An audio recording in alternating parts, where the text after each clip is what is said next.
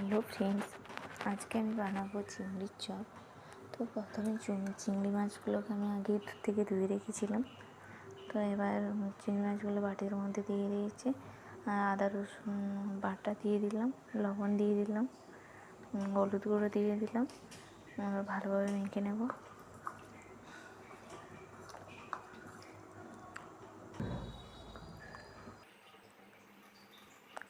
আলুটা আমি আগে থেকে কষিয়ে রেখেছিলাম। এবার আলুগুলো গুল্লু গুল্লু করে দিচ্ছি, দিয়ে চিংড়ি মাছগুলো দিয়ে দিচ্ছি। এই দেখুন, ডিমের মতো গোল গোল করে দিয়েছি। এরপর কর্নফ্লাওয়ারের মধ্যে ডুবিয়ে নিলাম, পাউরুটির গুঁড়ো দিয়ে ওটাকে ইয়ে করে দিলাম, ফুল করে দিয়ে দিলাম। এরপর একটা করে কড়াইতে তেলের মধ্যে একটা করে ভেজে নিচ্ছি।